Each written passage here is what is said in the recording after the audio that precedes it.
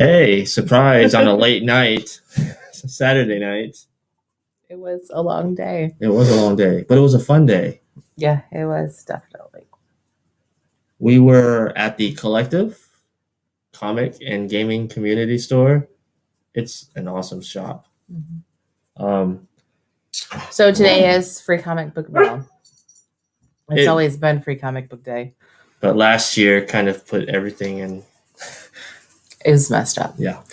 Anyway, so they had like a double free comic book grand opening to their new 3,200 square foot store, which is really cool. Yeah. So they it's called the Collective. Right. So it's a comics and games community. So they have the tabletop games and a whole section of gaming, like Dungeons and Dragons, things I don't even know. And then Flesh and Blood and all the newer ones, and then the old ones that people like to play too. And then on the other side dish, it's pretty spread out. It's a beautiful store.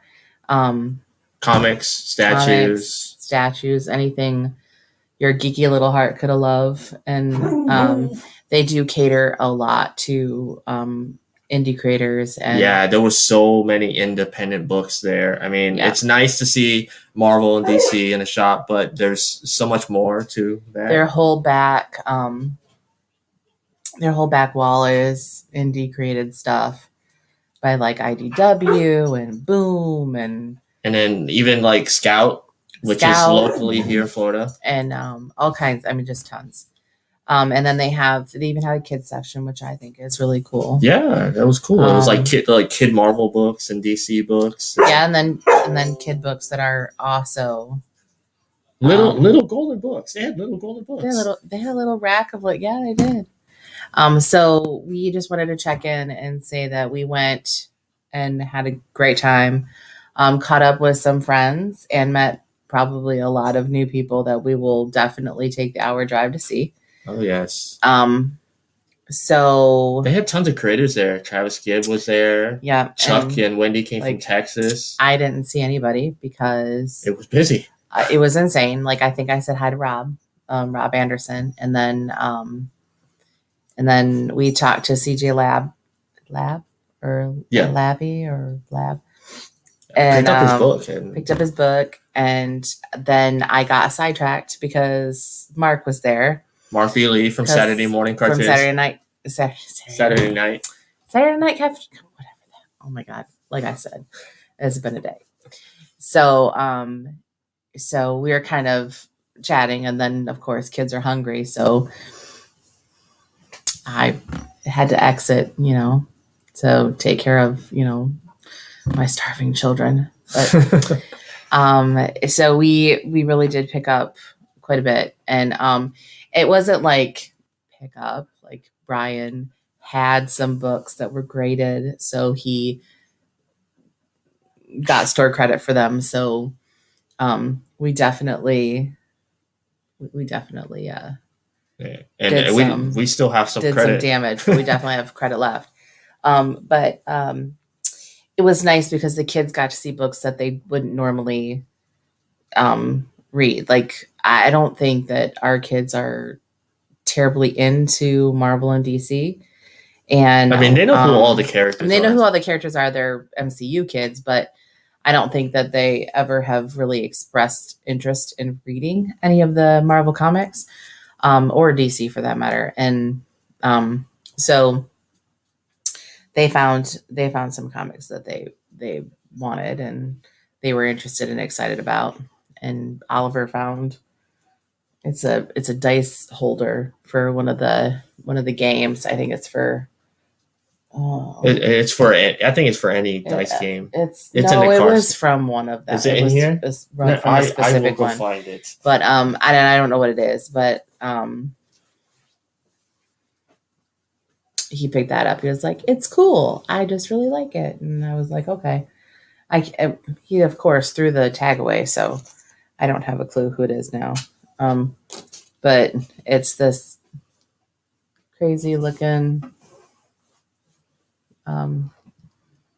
3 arms and 2 feet. In the face a little bit, it kind of looks like the Lorax a little bit. It does kind of look like a Lorax. But he thought it was cute, and so he liked it. And it's got a little zipper in the back for dice, because you'd carry your dice in it, I guess. I don't know.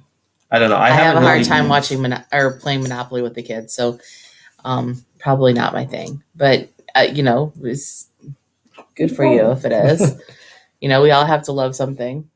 Yeah. The children, there was a balloon guy there. It was hilarious. So the kids were like, they of course make friends with the balloon guy. Yeah. So he is making them balloons. So he makes Venom. He made Carnage. He made Predator. He made something from Doom Eternal, and then something from. No, it wasn't from Doom. It was from the coin thing. No, the one from the Little Nightmares. Something from Little Nightmares, and then the coin from Doom Eternal, and it didn't look like a coin. Yeah, that's a whole nother thing. It's definitely an after dark topic, because once you see it, you can't unsee it, and they have since popped all of their balloon animals. But so when I went out there, the kids are like, "Well, you can make my mom one too," and my mom is a Captain Marvel fan, and so then Oliver looked up at the guy and he says, "But you could make Captain Marvel or unicorns, and my mom would still like it." So I have Captain Marvel riding a unicorn. So my kids are hilarious. So I figured I'd show that off. And then, of course, they have the free stuff, the cool free stuff. So we have, Invincible. And if you haven't seen this on Amazon, check it out. It's great. Of course, my unicorns. And Danny Morales is the comic liaison there, and he's pretty great. If you didn't catch us at noon to 1 something this afternoon, we interviewed Danny and kind of talked about the store and kind of the things that are going on. He found that for me and brought it out to me. And then there's just really cool free stuff that, of course, Scout, free comics. So the boys, of course, and I will count how many times it's rated mature. So I'll count how many times See You Next Tuesday shows up in here. Yeah. And I'll have to let y'all know. What? Just chill. Chill. Right. Batgirl, of course. And apparently some of them were extra orders, so they put out cool free stuff for free stuff. Wait. We're showing them off. All right. What is going on here? Where's that? Of course. Stop. He's gonna shed. Put him. Yeah, put him back. Groot. Galaxy. And then Brighton was stoked to. Where is it? He was kind of excited. Oliver picked Spawn. I'm not 100% sure that that's appropriate, but he liked the cover. So it is what it is. Brighton found Nuclear Family. It's called Nuclear Family. It's based upon Fallout by Aftershock. And then this one he thought was really cool. So Deep. Deep Beyond. And I think it's just this crazy, like Underwater monster. the crazy underwater monster things that he really liked. Look on the other book. The artwork is really cool inside, so I might actually read this with him. I'm gonna show this first. This first one is pretty cool. So it was just interesting to see that so he got 1, 2, and 3, and it's just like the cover art is really cool. So if you're into monsters and stuff, and this is an image book. It's an image book, and it's rated teen. It's rated teen, but Brighton's pretty I don't know. We'll put it at that. And then this was the other nuclear family. So you got 2 and 3 of nuclear family, but they thought they had one, but they thought they had one, but they didn't have it. So he'll probably try out, that one too. I think it's he said it was based on like Fallout type story.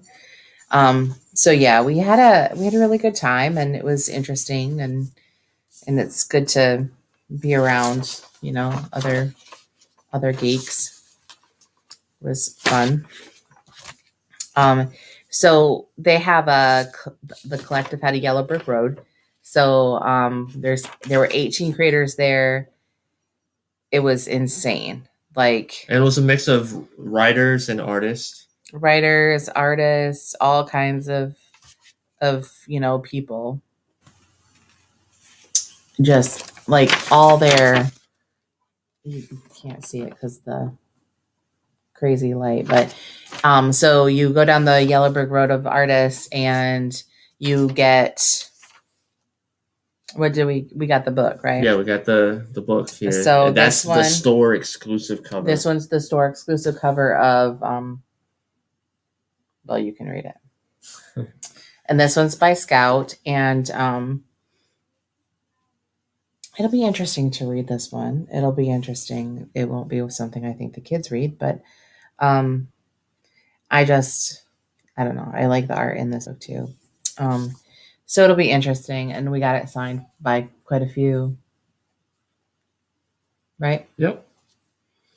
And then, of course, some of the rest of the free books, of course, now that I've lost got sidetracked by my heathen children. Yeah? Cool. Well, go read it. Yeah. Do you want yours, Oliver? Yeah. I'll read yours, okay? No. Spawn? Yes. What did you do with it? I think I put it back. I literally just handed it to you. I did. Excuse me. That was very beautiful. Hey, Brighton, let him have it. He can read. Yes, Oliver's a good reader. Oliver's a good reader. First grade, and he reads probably a grade above. But you were gonna show off that book. Well, hold on a second, because I wanted to talk about the free ones first. Okay, all right. And so, like I was saying, I think that they had some books that were not necessarily free, but were on the free table, and I just thought it was kind of cool. And then Mad Cave, he said Mad Cave put together a book for them, and it's like a full book, and a full book that they put out for free. So we'll check out that one. I thought the cover just looked cool, so that's why I picked it up. And then, like, I had to pick up all ages books because when it's funny, a Sheets story. A Sheets story. So must be about a ghost. But I really like this comic art that's kind of like hazy colors. It's pretty. And then of course like other all ages books and stuff that, being a teacher and pushing kind of that idea of comics gives kids an option between not just superheroes but other stuff too. And then R.L. Stein, of course. Oh, R.L. Stein, yeah. And originally picked this up for Oliver, but he told me no. And I was like, well, I'll read it then. And this one looked interesting. And then this one is interesting. If you're into the darker things, it's called The Dark One. I haven't checked it out, but it's, it's got some interesting art. So we'll see. We'll review stuff. I am, well, let's talk about this one first, because we actually talked to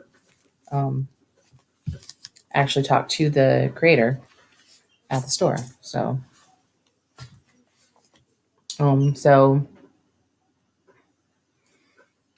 here's CJ's book. It's called Baron. This is issue number 1, and he talked about how it's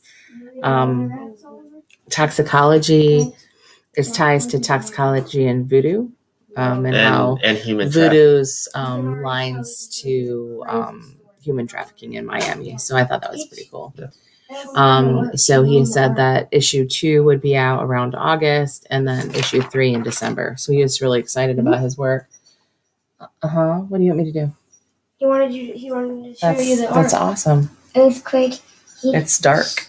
Go take him. I'm busy. Never. Is there an off button on the children? Never. So if you check us out, there's going to be other times when we talk about the books that we've picked up. I don't know. We probably can't share any of that yet, but there's really cool information coming. Yeah. About some stuff that's happening for Reels and Heels. So, we picked up Jim Henson's The Storyteller. So there's it's a four book series. That was kind of cool. The art is interesting and beautiful, and you can't go wrong with Jim Henson. So there's that. I think I really am the one that picked up the most books. Yeah.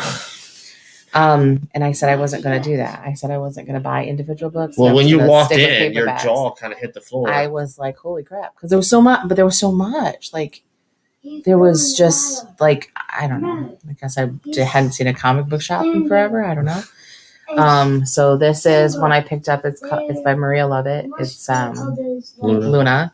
And I don't know. I was drawn to the artwork, and there were multiple covers, and it was just really pretty.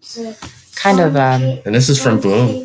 It's from Boom, and so it's kind of witchy in a way. Like it, I don't know, made me think of magic and Mother Earth and stuff like that. Hippies, and I don't know. I was just excited. So picked up those 3.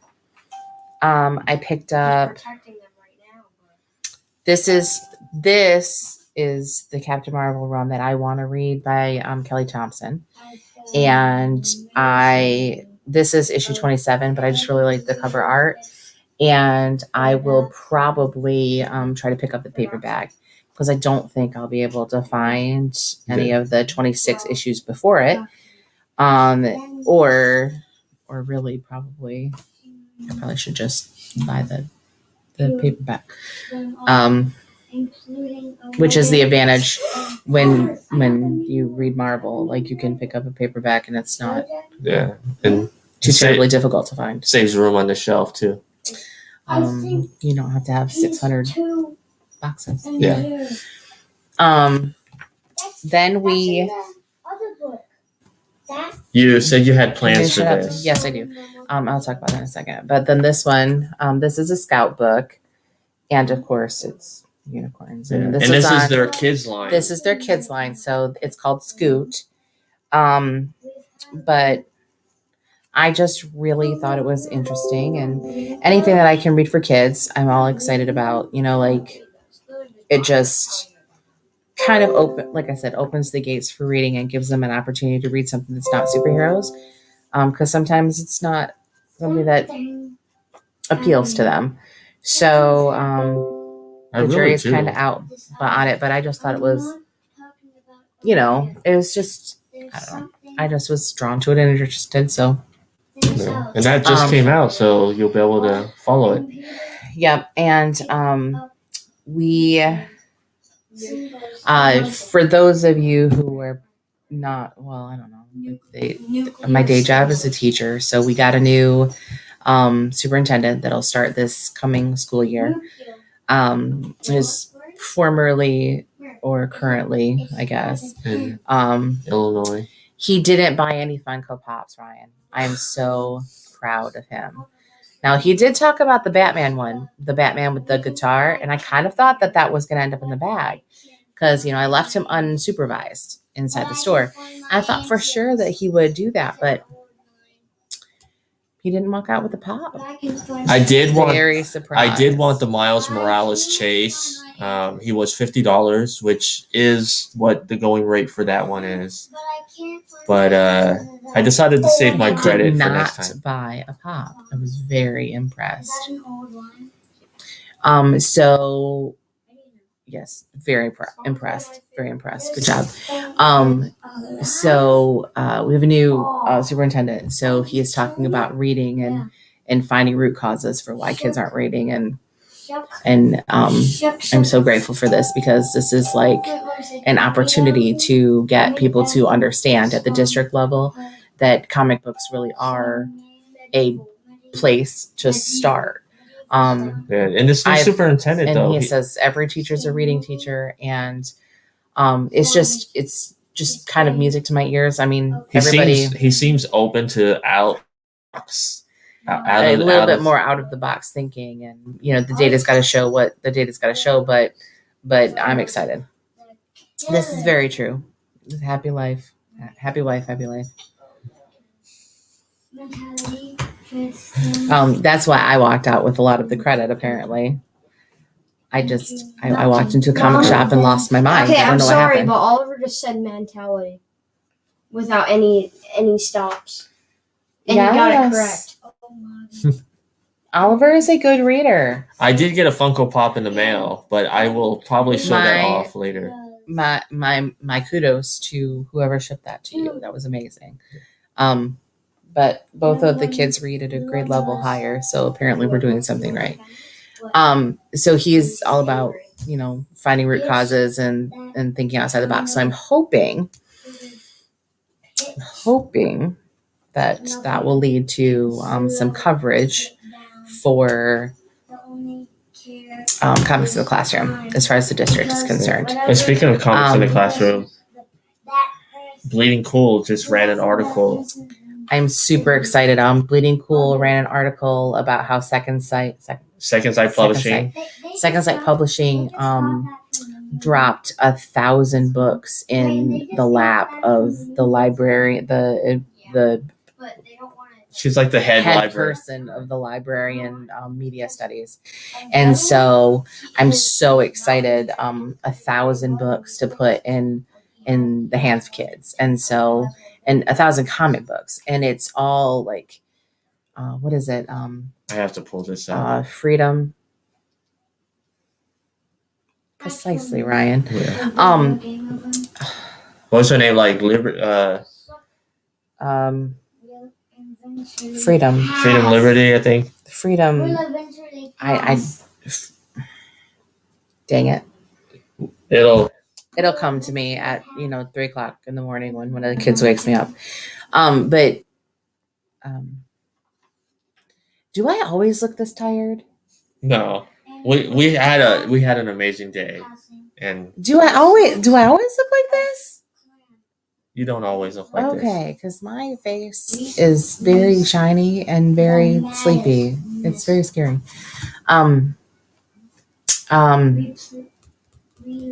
Lost my train of thought. Comics in the classroom. Oh yeah, that one right there. Yeah, I know. I will. American Freedom. Lady Freedom. Jeez. I was getting America Chavez and Lady Freedom mixed up in my head, so I was going to say Freedom Chavez. It's been a long day. So in an effort to kind of revamp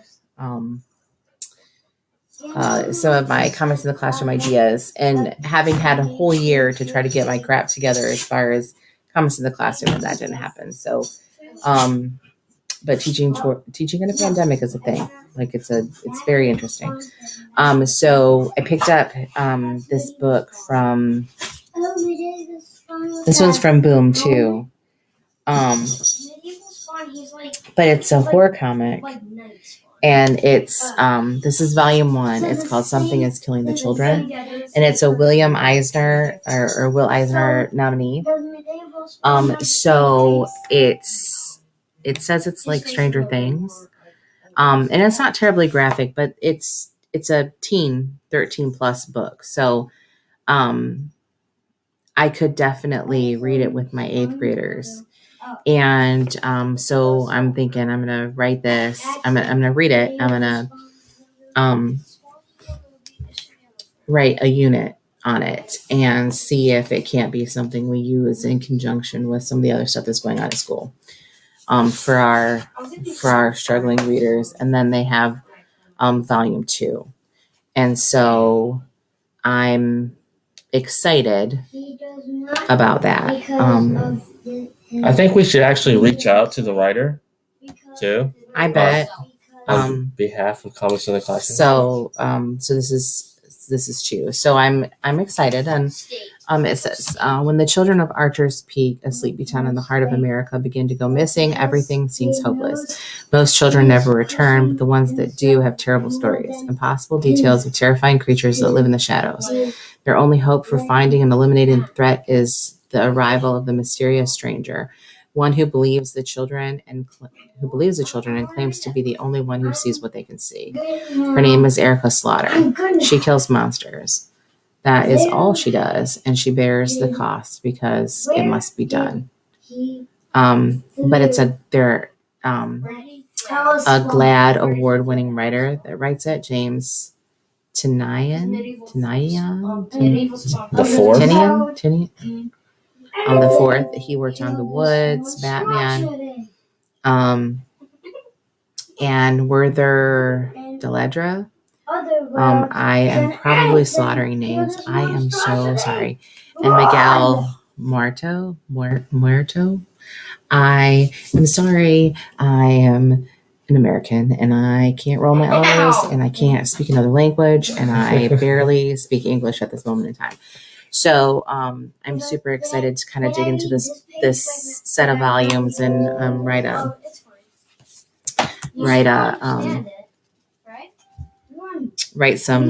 unit for this. And then this is unit 2. It was a 2020 Eisner Award nominee too, and a 2020 Harvey Award nominee, and a Ringo Award nominee. So it comes highly rated. So it's definitely good. Erica Slaughter may have slain the monsters terrorizing the small Wisconsin town of Archer's Peak, but the horror is far from over. As her mysterious handler arrives to clean up her mess and quarantine the townsfolk, Erica sets off deeper into the woods because the monster she killed has a mother, and now she needs to kill its children. Wow. Yeah. So this one is 1 through 5, and this is 6 through 10. So I will let you guys know what I think about that and how the writing of my unit goes this summer with teaching summer school and I can't wait to get tutoring. the book that we have on order. I am really excited to, and I think I'm excited, but depending on the content of putting it in my classroom and having it available to kids. There is a whole series coming out. It's called Marvel Pride, right? And so it kind of showcases all of the LGBTQIA plus all of the letters characters. And so it's nice to see that there are characters that are going to step out into the spotlight and be truly who they are. Yeah. Um, And artists and writers that are in the community themselves are working on this Mhm. book. And so it'll be exciting to see how that book does, and then it'll be exciting to see how people take Ryan Reynolds'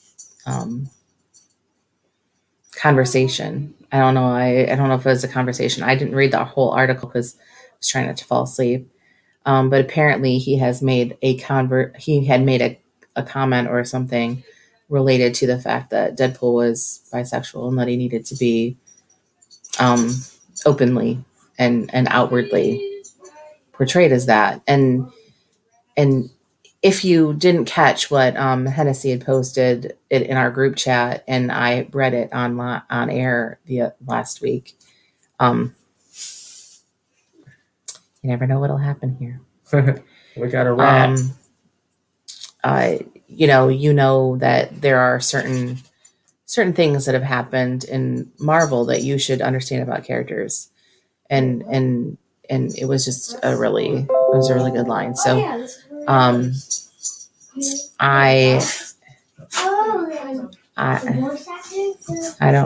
don't know where I was going with that, but it was interesting, and so we'll see where that goes and if it becomes something that's feasible for Marvel to do. But I think that Marvel has always been a little bit better at trying to be progressive. I mean, I know they weren't perfect, but if you understand, where Marvel's coming from with a lot of what they do, I think you can kind of see what's what could be on the horizon and how exciting it'll be. So we had a great time, and I am wiped. I'm done. I was tired when I woke up this morning, so We had fun after we left the shop too. it's always fun to catch up with friends that you haven't seen for weeks. And Speaking of, yes, he hung out with the degenerates today. Are you talking about us or the children? This is Stripe, by the way. He's quite the adventurous youngin. Gotta go. I'm surprised he isn't trying to run down my back. But well, bless you. Bless you. Don't eat my earring. He doesn't have my hair to crawl in. He doesn't know what to do. So we hung out with our friend, and he got his dose of children. I think he's good for a little while. Yeah. My heathen. And my long-winded stories. Oh, yes. He was like, I'm trying to move you along here. You tell stories really long. Oh, yeah. Yeah. He started growing a beard, he said. That he started growing a beard when you were having a conversation. Like Rip Van Winkle. I'm sorry. I'm slow. I don't know. Rats are his kryptonite. I really tell, I guess I tell too much. I don't know. Maybe I take too long to get to the point. I don't know. Our PC is in battery saver mode because it's not plugged in. Long-winded, no way. I'm a teacher. I talk for a living. So yeah. Anyways, I'm tired now. Yeah. But I was super excited to show all the goodies that apparently it was all me. And we finally found a shop that we didn't feel like just a customer. Hey. I'm not wholesome. What is that all about? Listen carefully. You hear You're wholesome. I'm long-winded and I'm not wholesome. Wow. No, that's a lie. See above comment about the coin from Doom Eternal. Made of a blue balloon. That the middle part popped. I am not white bread. I think that's the beer talking.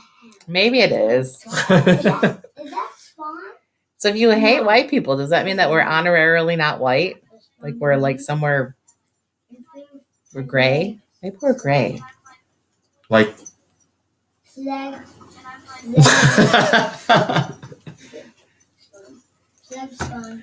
Kind of like that distraction at Olive Garden. If she was our waitress. What? No, when we were talking to Mark after we were about to leave and the shift Oh, changed, right. and I said she would have been a distraction. That's cool. Have you read the whole thing? No. Oh man, he's reading. Yeah, he's read. He's read Okay. every page. We should actually bring Mark on. I'm off white. I like that. Thank you. Mark, you I'm should- off for sure. Oh my god. What? Mark, you should come on. The studio's open. He's got work to do. Oh You're gonna my get him in God. trouble. He's got work to do. Mom. Yeah, he's drinking, right? Look at He this. says, "I love the kids." Oh my god. I know. What? Look at this. What is that? That's just the. So this is what Mark has to say. Crazy. Look at this, honey. Plague spawn? Images Oh, Okay. good. I'm glad. hidden.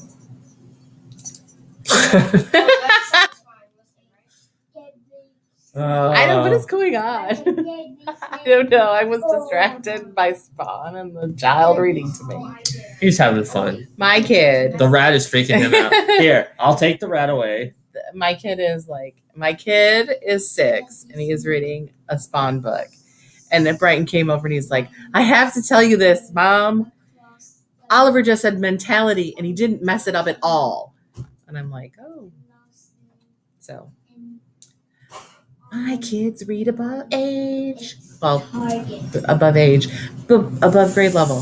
See, I need to go to bed. I am far too tired for this. He's had 4 beers. That's what he said. 4 beers. I would be under the table and dreaming as, who is that guy? What is the name of the group? Yep, going to bed. I am going to bed. What did you think of the store? I love the store. I'm super excited for that to be our comic book shop. Because they're not, kind of sending weirdos like we have had in other shops. Yeah, like I said, we didn't feel like we were just a customer. We felt more. I mean, with the exception of Michael Savage's store that he closed. Well, yeah. That was our store until he closed it. I think we were always looking for a store that, we were interested in going back to, but I don't think we really ever found one until now. So, and I don't know about the gaming part. We probably will never play. We'll never do gaming, but It is very popular. It's interesting. I mean, it's interesting. And they have a lot of really cool events. And so it gives people an opportunity to go out and do things. I think in our community, we need that. They had actual board games there too. He did say that. So, I guess we'll see, what happens with, coverage on that and stuff. But yeah, we like the store. Yeah. And everybody was really friendly. And it was so busy that, it's not even really the people were all running around because they had a lot of artists and a lot of people. I was looking and people were buying stuff. They weren't just going in there just to look. No, they were stopping at everybody's table and talking to all the artists that were there. And they really talked to indie writers and creators. And yeah. Well, I love Marvel and I will always love Marvel, but I think that support indie creators. We need to, because they're telling the other stories that aren't being told. Exactly. So those are important stories. Indie creators, they're not held within a corporate box where they have to be a certain way. I think it's not even that. They can tell stories that are meaningful to them. Like they're not picking up the mantle of somebody else's writing. They're doing something new. And I think that that's really cool. So, kudos to people that are creators and in that forum. Indies are amazing, and I need to get them on my show. Yes, you do, Yeah. because they are, and they're awesome people. Like, you know, they all have these really great ideas about things, and when they write about it, it's amazing. Like CJ's, you know, his. I mean, he was the only guy that I got to talk to before kids were hungry. So, but he kind of sold me on his book, and I was really excited because I was like, you know, it's kind of like what Roland Mann was doing with cat and mouse. But I'm not really into the whole like human trafficking thing, but I really do like when it's connected to something else in the magical realm. Like, so he's talking about voodoo and, you know, like just stuff like that is a little bit more. I don't know, I like it when there's a supernatural twist. I think though with the human trafficking, they're trying to get the message out because, you know, Roland says still an issue. Roland says that we're not talking about it. I think that there's I think there's a little bit of a misunderstanding of human trafficking and other things.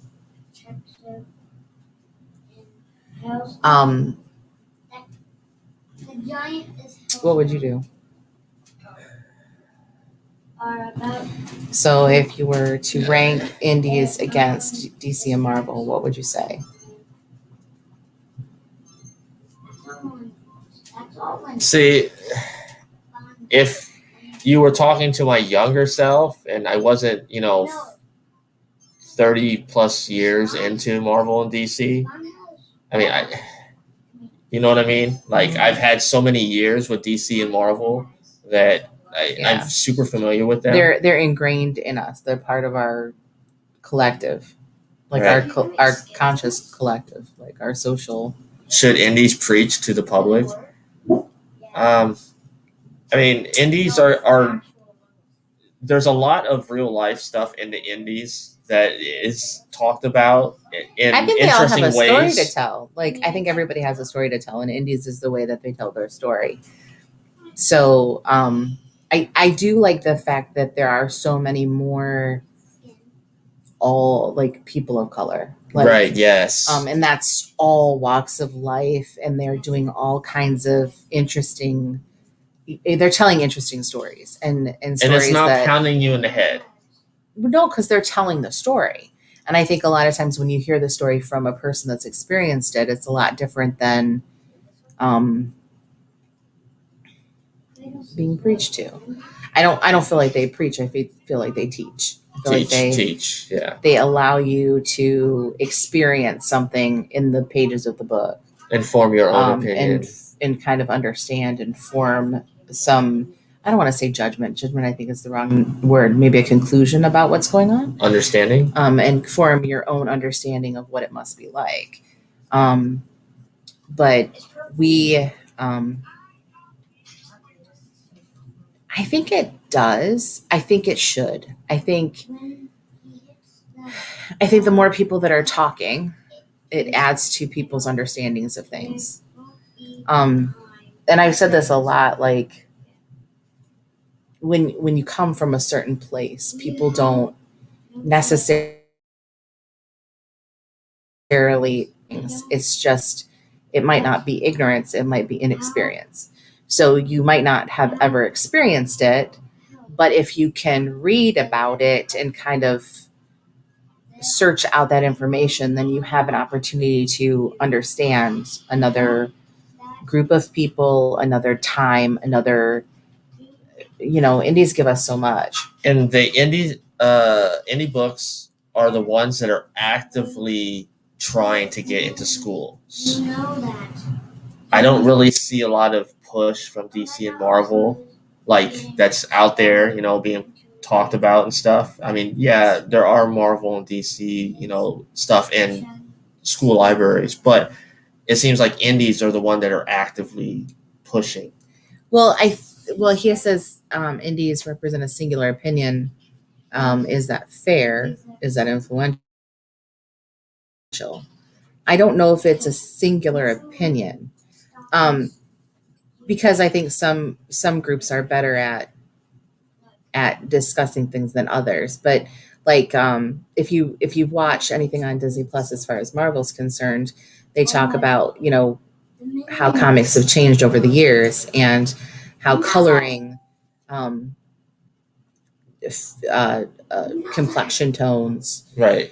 over the course of the, you know, 60 plus 70 plus years that there's been comics. Yeah, well, I mean, talk about Shang-Chi, which is about to become a movie here in a few months. I mean, Asians were yellow in comics. Yeah, and so Hannah said, maybe don't color them yellow. And so you have to get to that point. But I think that a lot of times Marvel's always been a little bit more progressive. I want to say maybe a little bit more progressive, but the influential part of it, I don't think has come to real fruition until now. Like nobody's just a token anything. People are actually, you know, characters that are getting time to share their experiences. And I think that's important. Like just a token African American, it's a you know,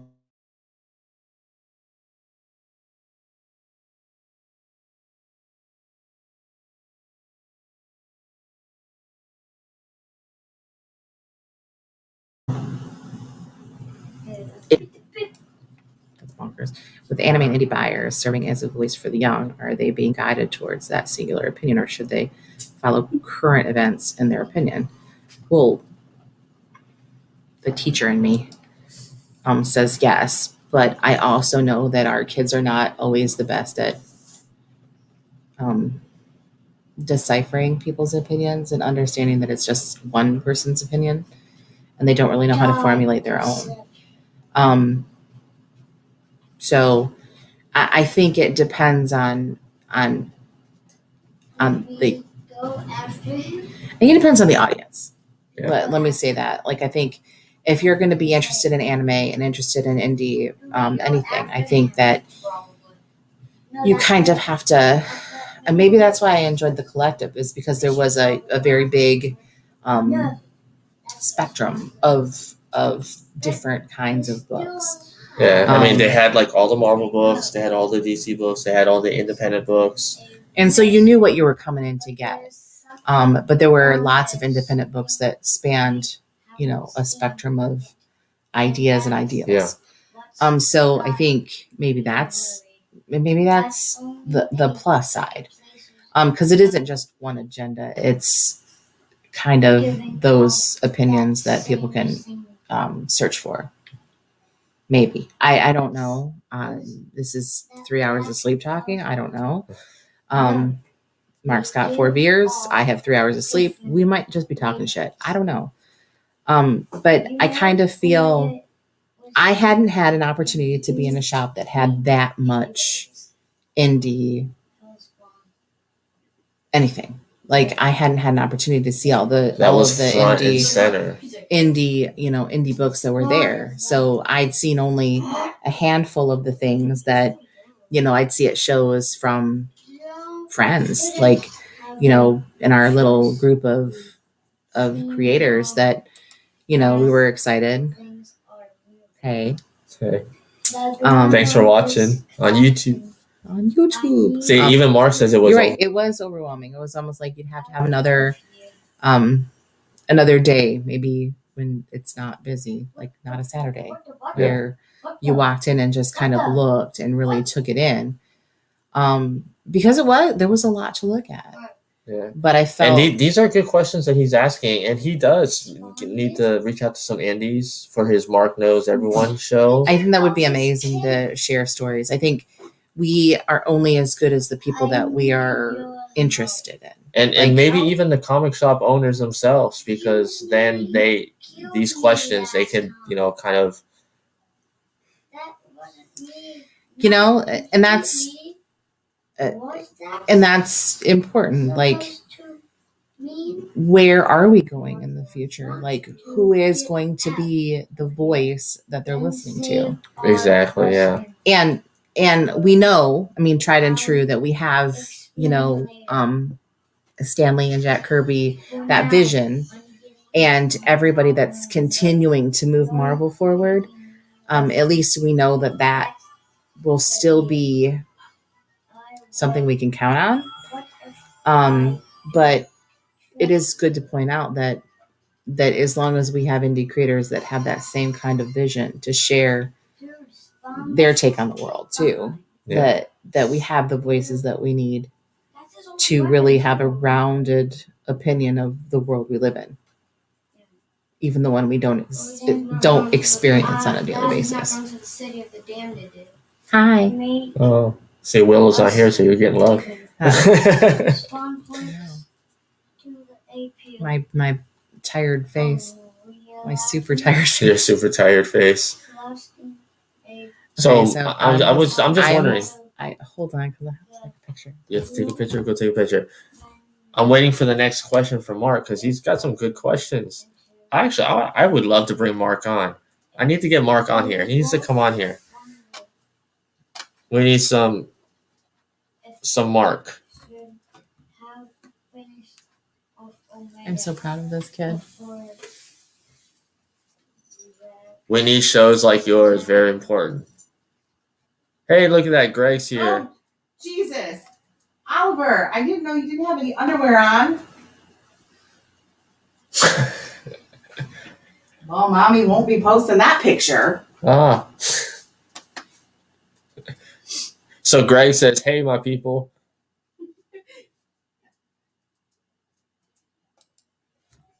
All right, so let me... Ryan says, don't post the wrong one. Is it a boy thing?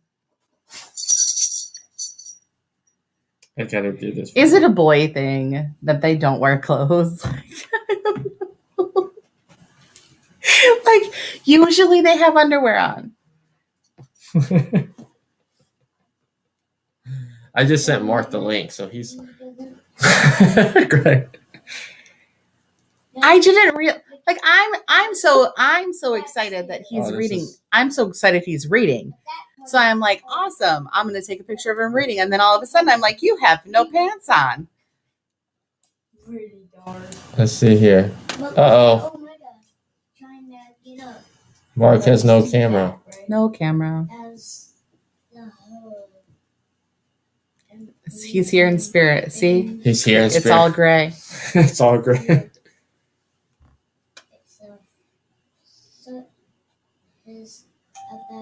Let's see here.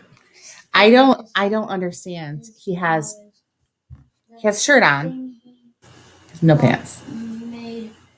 So apparently here it's not no pants Thursday, it's no pants Saturday. Put him down here until he comes back with his camera. It's no pants Saturday at our house. No pants every day. I have pants on. Well, yeah, you have pants on. You have pants on. I have pants on. Brighton has pants on. He says stand by. All right. Oliver just maybe Mark has to put pants on. 4 beers, maybe. I don't know. Why are we still on? Nobody wants to listen to us for an hour. Sure they do. Look at this. Greg's having fun. Yeah, well. He said I went through a phase when he was younger. Is it a boy? Like, do people just like? I know Shane walked around a little bit after a shower, but usually Shane wore clothes. Yeah, he didn't want to. And then he wasn't.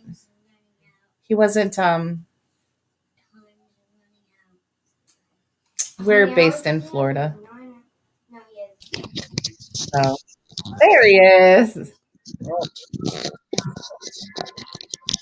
Hey guys, can you hear me?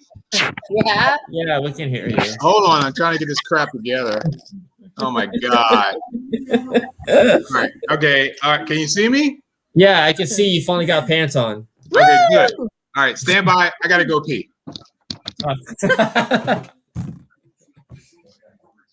Well, he did say he was on his 4th beer. Well, this is true. I'd have to pee too. I haven't drank anything. Well, you had that whole thing of water almost. Well, I had 64 ounces of water. That goes without saying. I'm trying to be healthier. Yeah, I don't know why anybody laughs at us. We're really not that funny. Well, he was laughing at the whole like in our head thing, and then he was laughing at Mark saying, "Am I his daddy?" This is how they made That was I don't understand that, but you do you, boo. Wait, is that the end of the book? Yeah. Yeah, that's how we do it. Who is Mark? Mark is the host on our one of our Sister shows. sister shows, Saturday morning cartoons. It's on the HWWS Web channel Thanks. on YouTube and Facebook. Yeah. He talks about cartoons that we all and that We he grew up on. Yeah.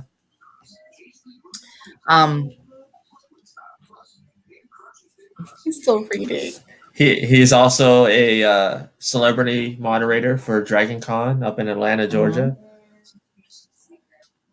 and various other conventions. And pretty much a jack of all trades kind of thing. Yeah.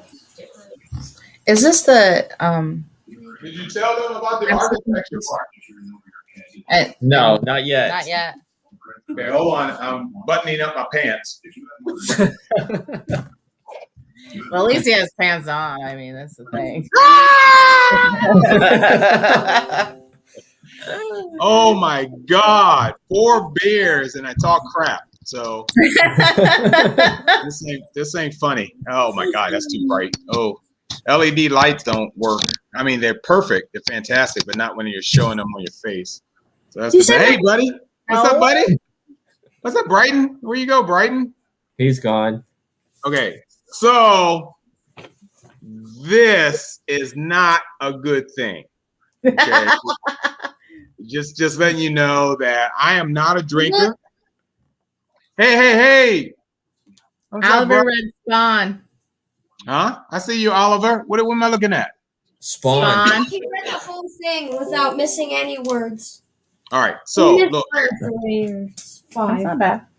I got questions for you guys. Okay. Put your What's pants up? on. He's got Okay. questions for us. So it's really interesting. I consider, Brian like, an older son, Wow. and, Nicole is just my concubine, but I think with the generation, by the way, I'm watching The Ghost and Mr. Chicken, Yeah. okay, which is one of my favorite all-time movies. And He wanted to have questions. He's asking us questions. Go on, please. yeah, Mean. Brighton, stop drinking cough syrup. But anyway, so I'm watching The Ghost and Mr. Chicken, which is one of my favorite all-time movies. I actually love this movie.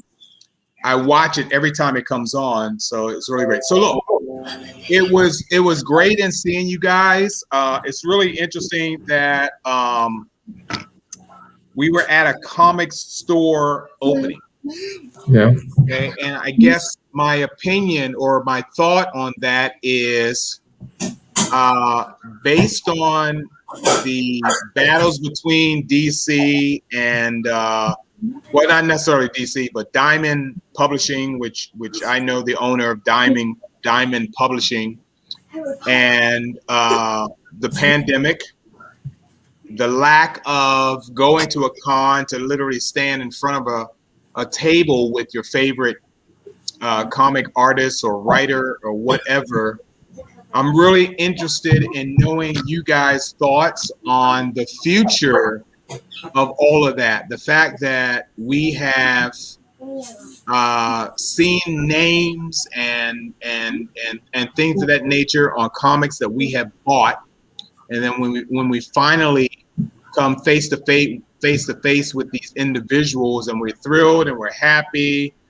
They judge our work, our artwork. They judge our writing or whatever is set up at their specific table at specific conventions. And I've worked conventions where the population has been 100,000 people. I'm just worried about once this pandemic is over, basically what has happened for this year and plus months with not able to have that interaction with these comic creators and so on, and what we expect to see with sorry, I'm turning down the volume on my Ghost of Mr. Chicken. what we're expected to see once the convention industry ramps back up. Do you think in the time that has lapsed, if there's actually been a change? If you've obviously seen a cerebral or worldly change in the comic industry, indies plus professionals, do you, once we get back into the and I'm not, getting back into my convention scenario until September of this year, but I'm really curious of what you guys expect if the pandemic has considered or has caused some sort of change in the whole scenario of comic producing, comic extradition, indie producing, indie contradiction. Just your opinion of if you expect a major change once everything ramps back up again. Actually, I do, and I see that social media this last year played in a whole role in this. So like Twitter, Instagram, Facebook, more indie creators getting noticed, and not just noticed by fans, but also noticed by the bigger publishers. So they know they exist, and I see that these indie folks will have a bigger presence at these conventions. I hope that conventions take that to heart, though, and kind of start listening to what people have been saying all along. But they don't want to be crowded. They want this space that they've paid for. They want, to be where they should be within the convention, and they want to be able to talk to the people that are walking by their table. Yeah. And I think that that's important. And I think that now that we've seen them on social media and things like that, I think once we go back to conventions, I think people will seek them out. Yeah. Well, it's interesting that you say that, Nicole. In my 35 to 40 years of either producing conventions, working conventions, attending conventions, Because it looks like slime. and this might not be necessarily good to say, but indie producers at these conventions back during those times have been second to I think the big A+ convention producers at cons. Now, when DC and Marvel decided that they were going to bring out their entire crew, when they had their staff meeting and said, we need to do this convention, we need to do that convention, we need to do this convention, basically to promote and sell, new product, old product, even motion pictures, television shows, and whatever. Indie conventions were kind of, a second thought, and not saying that was necessarily fair. Okay, but the fact that I don't think the general public knew how much talent there was in the indie community. And I think Jim Lee actually was probably one of the first to branch off and start an indie. I think Image Comics was basically, something that, was probably the first taste of an indie. And it's interesting how DC and Marvel fans followed Jim Lee. But it was 7 of them. It was him. It was Rob Liefeld, and was it Mark Silvestria? I can't remember all 7, but it was 7 that left Marvel to create Image. Yeah, it's really interesting because I pride myself as being an old dinosaur. When Steve Jeppy from Diamond Comics and I were really, really good friends when I was 12 years old, and I was basically buying comics from his store, and he had literally kind of a basement atmosphere, a basement location in terms of the way he sold his comics. He always called me Mike Grell because I was always buying stuff Mike Grell related, and how it transpired from that being in the generation that I'm in, which I'm a boomer and proud of it, and basically being a witness to everything that is coming up in the comic industry. Shut up, phone. Being a witness to this point of seeing where we are at this point and still being in the convention industry as a moderator and basically a booking agent and a friend to a lot of celebrities. I am witnessing, basically everything that's happening out here right now. And I'm trying to wrap my brain around it. And I'm not necessarily convinced that the indie industry is, well, no, I'm going to say this wrong. I'm not convinced that the indie industry is outpacing DC and Marvel with all of that feuding, that's going on right now. And I'm just wondering if we are looking at a different future with the indie industry leading us on, or if in fact Marvel and DC are going to basically always be on the top. I'm just, with staple characters such as Batman and Justice League and The Flash and things of that nature, is the interest in what the indie industry is producing going to be that successful or that accepting going forward, if that makes any sense? Hold on, I have to be here. The indie people that I talk to know that Marvel and DC are always going to be on the top. I mean, because they've been there for 70 plus years. Right. Yeah. But you have to figure in Kickstarter, because that's where a lot of the indie creators go to, where it is crowd-funded books. So you as a fan help create, produce indie books. But I think also to keep in mind this whole thing is that if there's a story to be told, there's always somebody who's willing to listen. So when somebody gets tired of whatever 100th incarnation of Batman or retelling of Batman they can do, then they'll look for something else. And I'm just saying that for a lot of my kids, like, they're not reading comics in the way that they're reading Marvel and whatever. They're reading Sarah Teagermeyer and I probably said the name wrong, or I confused two names probably at the same time. But they're reading books like that are not, they're comics, but they're not what we consider comic books when we think about the comics industry. So I think that there's an audience. Like, I think there's an audience for those things. Well, you're right, Nicole. Based on what I saw this afternoon, the number of people that came out and the number of people that were pretty much frequenting the tables of all the indies, because there was nothing but indie producers there. I was kind of happily surprised at what I saw there. And being an outsider, being old school, being of that generation as a boomer, I had no idea who these people were. I wasn't really sure of their work, but once I kind of, farted around their tables a bit, I'm kind of looking at this and like, wow, this is good stuff. Wow, this is great art.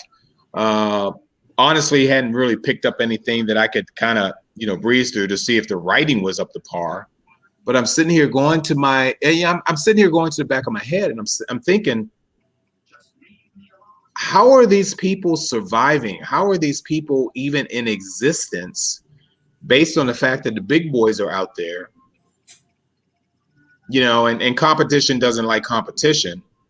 How are they even still in existence, yet they have good stuff out here? What is it that we can do to help these guys out to be successful, to be, profitable?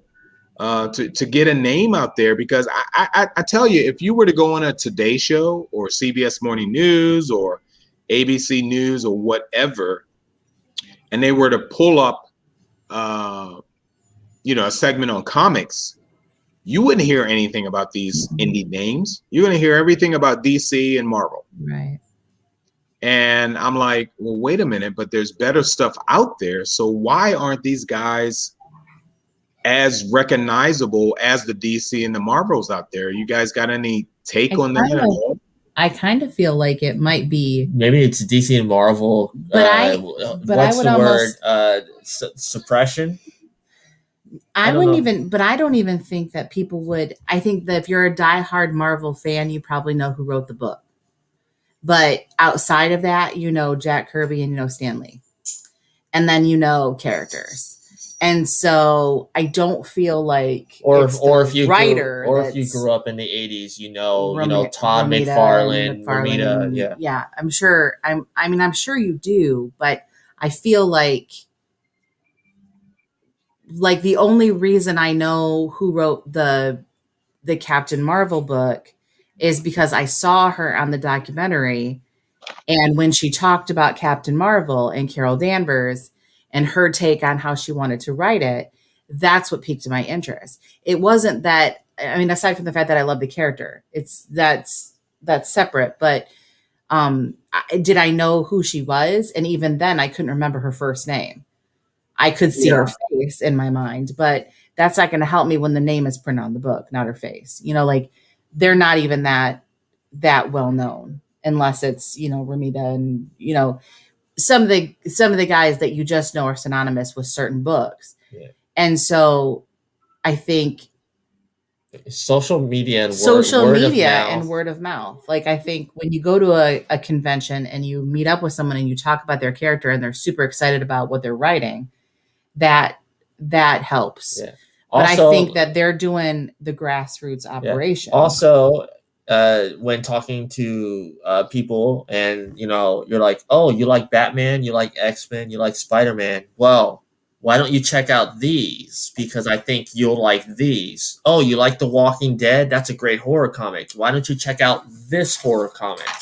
Well, that's interesting, Brian, because you guys know that Stan Lee was basically my dad. I consider him my dad. And Stan Lee was very, very close to me, and I really appreciated him. But considering the fact that all the characters that he basically was associated with that created the basic powers, of a superhero, why would I want to go to an indie comic and look at a hero that basically is replicating a power that we've seen from a DC or Marvel hero? What is it different than an indie production, can I say, would draw me to an indie comic, other than, the fact that I've seen this. I've seen it through the Thor and the Spider-Mans and the so on and so on and so on. What is it in an indie comic that could draw me away from a DC or a Marvel to basically say, oh, this is different? I think that's based on the individual of who. I think it depends on what you like, because a lot of the indie creators that I know personally, are writing things that are interesting to them, and they're not necessarily superheroes. Yeah, but they're not trying to recreate Spider-Man, or they want to create their own story. And so they have an incarnation of whoever's going to tell their story, in the book. So I picked up a horror comic it's a 13 plus comic. And the only reason I picked it up and looked at it was because of the emblem on the book. Cause it was a Will Eisner nominee. And I was like, well, this seems interesting. And so I picked it up, and then I read the back, and I was like, oh, well, this is kind of like, I wonder what I could do with this. So, I mean, I guess, and I'm this is an indie created book, I guess it just depends on what you're interested in. And I guess, like, we're as big a Marvel fans as anybody, but I think we can also appreciate other things too. Right. And maybe, I mean, because we've done a lot of Kickstarters that were just different. Like, if he ask him if he knows what Kickstarter, if he's familiar with Kickstarter. Who? Kickstarter. Kickstarter. Oh, no, of course, everybody knows Kickstarter. Yeah. So when, like, they pitch an idea and they ask people to basically fund it, and then if they meet their goals, then you get extra cool stuff that they want to produce. So, like, Travis kickstarted, what was it, Voodoo Nation? Is it called Voodoo Nations? Yeah, Voodoo Nations. So he kickstarted Voodoo Nations after he did this whole comic circuit of Broke Down in 3 Dead Bodies, right? Yeah. Okay. Broke Down in 4 Dead Bodies? Where'd you go? So he kind of had a new story to tell. And so he told his broke down story and went on to the next story, and people that follow Travis will follow him to the next story. So, I mean, I guess maybe that's Cthulhu's there, right? Well, I'm curious as to that's a Kickstarter. I was really, and it's really bizarre, but this is my brain since I've been 35, 40 years into conventions and working with the big box guys. And typically people like Marvel and DC want to go to those shows or go to those conventions in order to promote whatever is upcoming, whether it's a movie or whether it's a series or so on. I'm just wondering, okay, well, the indie guys are here and everybody is more curious and more interested in the big box. I call them the big box, and that's DC and Marvel. Yeah. They're more interested in what those guys have to promote because, of course, we see their TV series and, oh my God, thank you for Amazon Prime. Not thanking you guys personally, but you understand what I'm getting. Because it seems that Amazon Prime is basically promoting those indie comics. I would have never, in my personal opinion, would have never heard of Invincible if it wasn't for Amazon Prime. And I think it's an incredible series. I think it's incredible writing, and there's a lot of shocking things that go on in Amazon Prime that you wouldn't see in any DC or Marvel movie. Right. Okay. Amazon Prime is very raw in terms of the boys and now Invincible. And it's like, holy crap. This is bloody. This is raw. This is violent. Yes. If you look at Justice League or you look at Batman or whatever, the violence is basically limited to what the audience can handle. Right. And then you go to Amazon Prime and you're looking at, the boys, and you look at Invincible and it's like, oh, whoa. And I find it more reality based, okay, than anything we've ever seen, anything we could see in a Justice League movie, a Superman movie, a Batman movie, a Flash movie. And I'm kind of like, well, thank you for introducing me, basically to reality, because this makes sense. This is what I can see if there was actually superheroes in our society, how this would actually come about. And the indie writers seems to be able to give us that. They're not under any restrictions, FCC or whatever, Comics Code or whatever you want to call it. And they're basically showing us reality-based stuff. And I am very, very thankful of that. And, because of Invincible and because of the boys, I'm looking more towards, okay, well, the indie writers are able to deliver us this, but how well are the indie writers doing? What's going on? Because these guys are giving us great television, but in terms of great publications, what the hell is happening? Why don't we know about these people? if that makes sense to you, Nicole. Well, until we get a show like Invincible where you're like, oh, well, I didn't even know this book existed. And then you watch the show and you're like, and you're hooked because you're like, wow, I never even knew. Yeah. I don't know. Maybe it's just, maybe it is social media that's Let me ask you, Nicole, if you were to go to a movie theater today, you walk into a movie theater and it was a quote unquote superhero movie, would you want to see the action and quote unquote violence of a Justice League movie?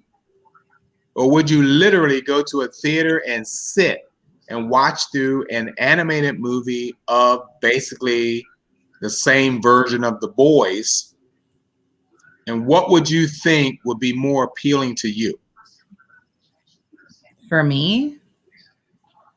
Well, if we're doing the Justice League, if I'm basing it on Justice League, I would probably pick The Boys. Something like that, even if it was animated. Because I guess there's a little bit of a caveat to that too, because I enjoy DC's animated stuff. Yes, agreed. Much more than their live action. Their live action. I am with you 100%. With you 100%. I think it's better written. It's better timed. It's just better. And so I think I'd probably pick an animated thing. Like if there was an Invincible movie, I'd probably see that over anything DC. Yeah. But I'm also familiar with the character. Would I go see something that I'm not necessarily familiar with? Maybe not. But it would be the same thing as picking up a book by an author that you're not familiar with, that you haven't heard anything about. You might. Well, I haven't heard. Unless. Yeah, I don't know anything about these authors for Invincible. I don't know anything about these authors for The Boys. I understand that there was a comic based on The Boys, but hey, sorry, didn't do that, wasn't there. Only been introduced to The Boys, and it's like, holy crap. So it gained my allegiance to that kind of storytelling. I just finished the 8th episode of Invincible last night, and I'm like, holy crap! It's like, wow, it's amazing what.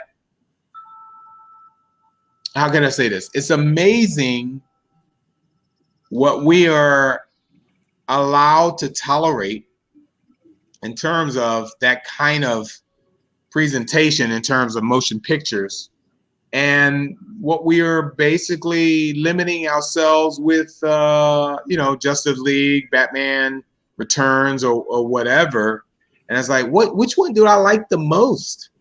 Which one do I actually like the most? So I kind of laugh. I kind of laugh a little bit about that too, because I think we gravitate to characters that we enjoy. And so when you see a character like the Butcher, and for me, like the only person that I will ever tolerate saying that word is Karl Urban as the Butcher. Like that is the only person I can ever tolerate saying that word. That's it. And I laugh when he says it. Like I don't take it offensively. I don't see it that way, which I understand. Like it takes on a different connotation in European countries. Like they say that word all the time. Yeah. But it's just like that's the only thing that I could tolerate that word in. And I would rather watch that than a chick flick. Like I get it. It's and maybe you identify with the characters a little bit more. Like he is a wounded and a flawed individual, so you understand where it comes from. Maybe I don't know, right. But I think like I cut my comics teeth on J.O. Barr's The Crow. So it wasn't like I'd ever really started reading Marvel. I mean, I think I read a lot of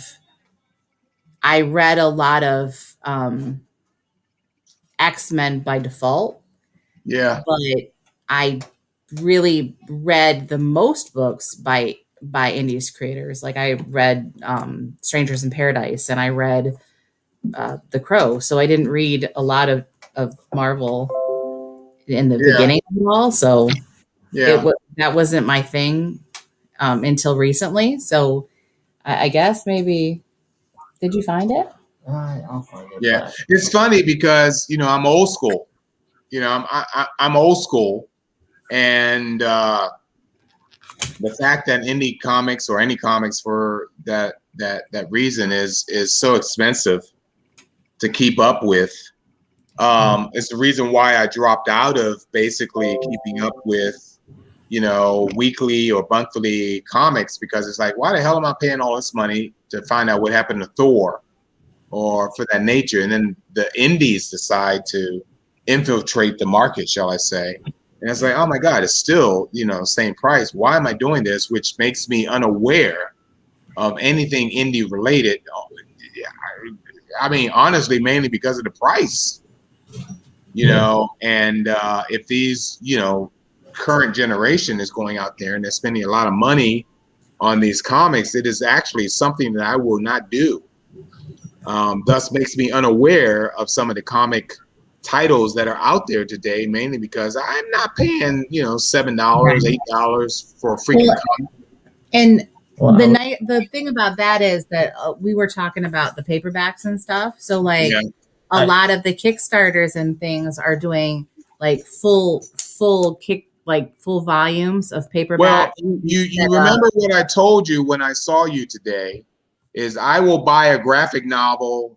I don't mind paying $30, for a good graphic novel, as opposed to paying $6 an issue for how many issues that are included in the comic that might surpass that $30. If I can get a full story in $30, then okay, fine, you got my money.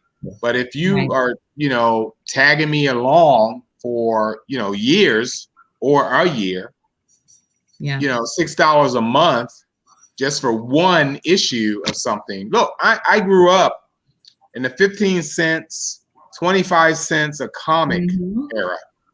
Yeah. And that just goes to show you how old I am. But it's like, oh God, sure, it was a stretch for kids that, were working off the either getting allowance money or had a freaking part-time job at a store or whatever. But 15, 25 cents was basically our limit, but we can still maintain the storyline, within in that time. Nowadays, it's just absolutely, totally ridiculous. Yeah. I don't know who to blame. Well, I was you gonna can't say- keep up with the storyline. Like that's what I said. I'll pick up the Captain Marvel paperback of this run when it comes out, because I won't go back and try to get the other 26 issues. Yeah. It's just not going to happen. Yeah, sure. Absolutely. I have a book here, and I don't know if you remember, but the Godzilla episode that we did last year in July, Tom Hutchinson was one of the people on the show with you. Yeah, sure. I know Tom. Yeah. Yeah, he's from Big Dog Inc., which is one of the bigger indies. Sure. And this book right here is Legend of Oz in the Wild West. Oh yeah. Okay. All right. This is a good series. Okay. I highly recommend it. He is a fantastic writer. The art in this book is done by both the artist and the colorist are female. Oh, awesome. Yeah. Okay. So he writes it and they draw it up, and it is really cool. It's Wizard of Oz in like the Wild West. Okay. So this is something different. Like it's taking something familiar and it's doing it differently. I'm just wondering. Price is a big issue for me because I'm cheap. Okay, let's just lay it out on the line. I'm cheap, and I refuse to get caught in a trap where I have to pick up something, and I don't like it, because I'm gonna be really, really pissed off because I just spent $7 for this book and it sucks. Trying through is This is $18 for volume 1. okay. And let me see how many pages it is. It doesn't have the page numbers, but I mean, I'm assuming it's probably 35, 40 pages, right? it's more than that. Okay. Because All at right. the end, there's like artwork and like behind the scenes stuff. Sure. But it tells me how many issues it collects. Because they did have single issues of this. Volume 1. Anyways, I want to say it's like the first 4 or 5 issues. Okay. I will send you a link Uh-huh. to Big Dog Inc. Take a look at what they do. Their art is fantastic, and they have various artists from all over the world. Just like Marvel and DC would. A lot of artists from Brazil. There's Italian artists that are really good. Sure. Sure, I get that. And going back to the history of comics, where basically initiated in this country and branched off to other countries because they were doing translations basically of what we were producing over here, and they decided to go on their own and produce stuff, and that's all great.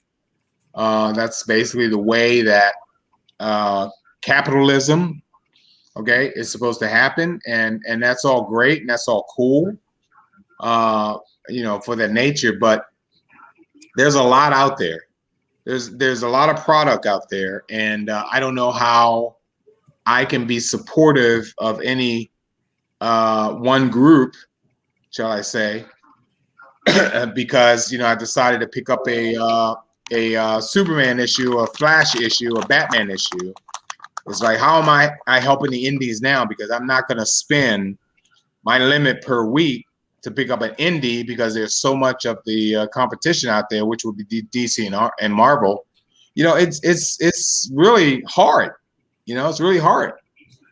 Yeah.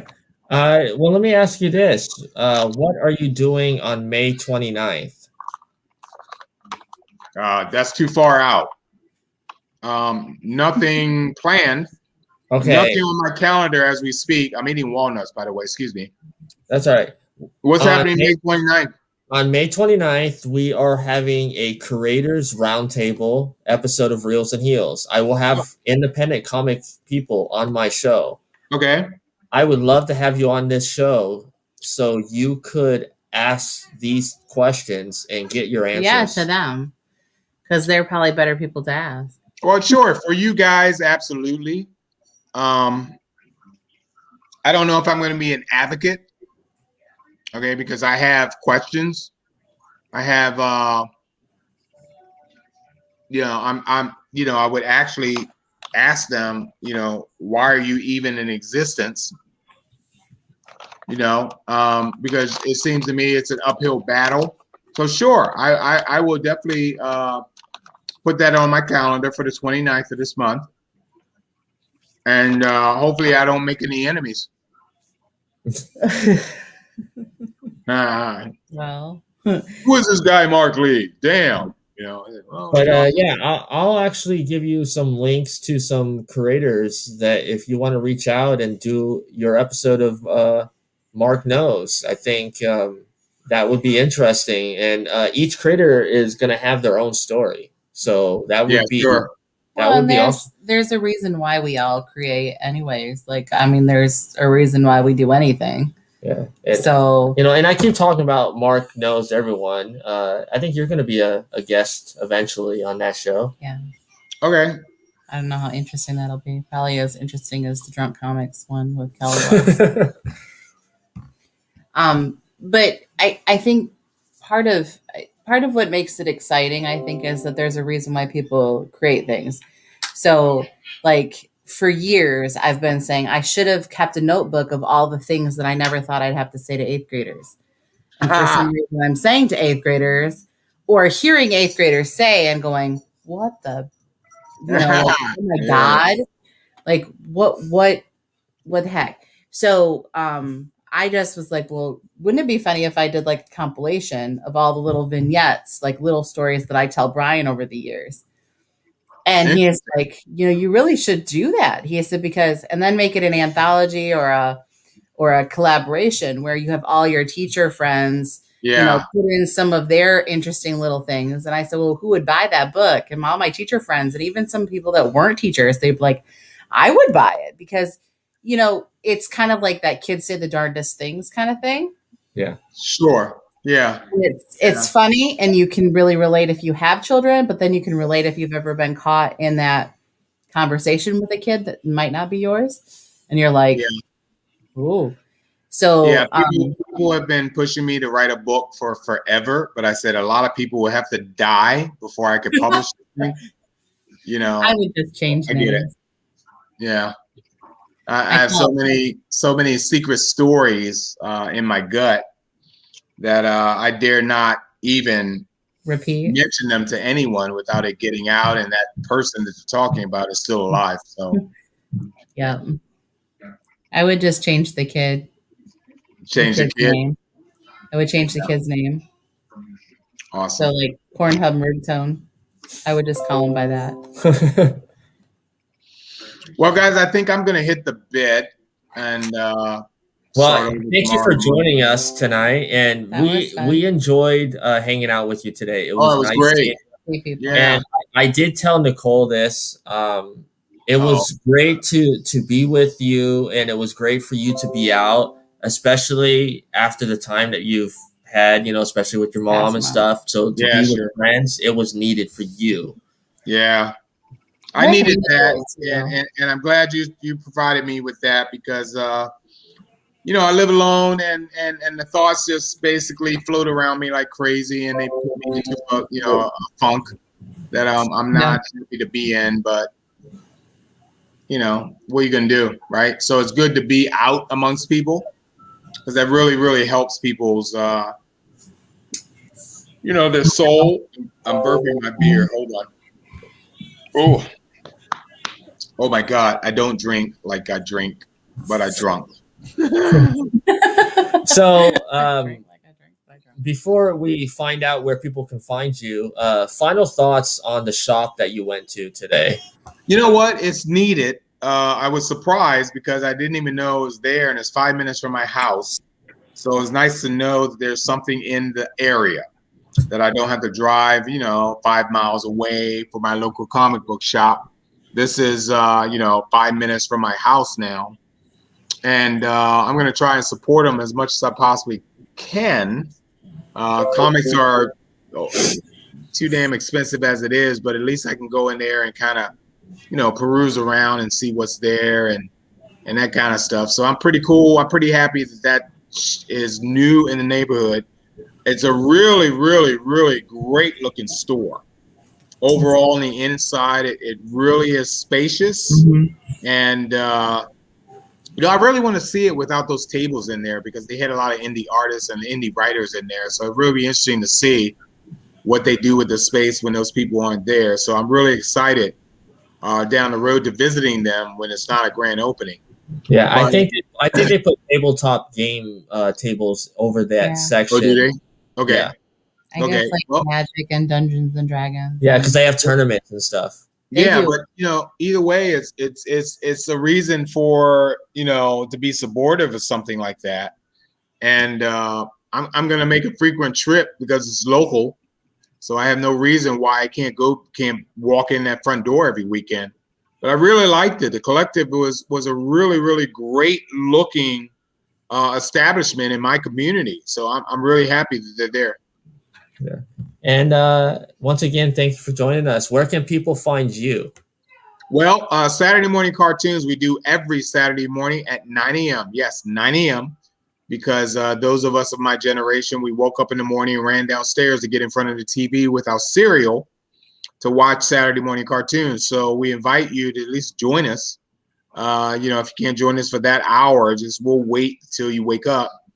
And just look at things that we grew up with, or at least I grew up with back in the 60s and 70s and 80s and whatever. And then there's Classic Television Smackdown, which I do every other Friday. This Friday will be one of those every others. We're going to do a tribute to Dawn Wells from Gilligan's Island on that Friday night. And I also do Mark Knows Everybody, and it's basically just putting a spotlight on my friends that I know that are very, very interesting, such as you two. And, just basically interviewing them and asking them, who the hell are you and how in God's name did you get, born? So yeah. So, we got a bunch of stuff coming on with MBL Entertainment Group, and hope that you guys follow us, find us, Saturday Morning Cartoons, MBL Entertainment Group, Saturday Morning Cartoons. Find us there, and that'll link you to everything else that we're involved in. So, like to get to know you guys. There's a chat room much like this, and you guys just pop in and just talk and say hi and whatever. Give us the finger, whatever you want to do, and we'll get along well. Yeah. And you also do some stuff with Celeste, right? You have any space launches going up soon? Oh my God! The space company that I belong to, we launch portions of cremated remains into space. We have a big, huge flight in December where we're actually interning a lot of people, a minimum of 65 people on the surface of the moon. That's our launch. We use SpaceX rockets. We launch you guys out into orbit. You're either up there for 7 to 12, 20 years for certain flights. But of course, the December flight is where we are interning you on the safe first surface of the moon. So if you know of anyone who said, oh my God, I wish I could fly in space, and they have passed on, well, you still have the opportunity of fulfilling those wishes. So you might want to look us up, Celestis Inc. Celestis Inc. Go to the website, take a look, peruse around, and you can get a lot of information on what's happening. Thanks, Brian. I appreciate that. Yeah, man, and I think that's actually really cool. Like that's just like straight out of like sci-fi books and like. Yeah, we have 3 launches. We actually have one in October, and then our big launch to the moon is December. So we're really, really excited about that, and a lot of people sign up for it. And if you have relatives who always wanted to be, in space, I always wanted to go to space, then we're the people that'll take you there. Yeah. All right. So before we ring the bell, I do want to. Yeah, I do want to play this because this is something that is a milestone. Okay. I'm GW Punisher. I'm Dina Marie. I'm Sage Ia. I'm Thomas Carter Rochester. Hey, I'm David Thompson. Hi, I'm Kevin. And I'm Mia. Hi, I'm Mark. Hey there, this is Dave Adams. Hi, I'm Rosemary Rose. Jerome Conner here. Hey guys, it's Josh Bauer. Willow Schuyler. I'm Cosplay Michael.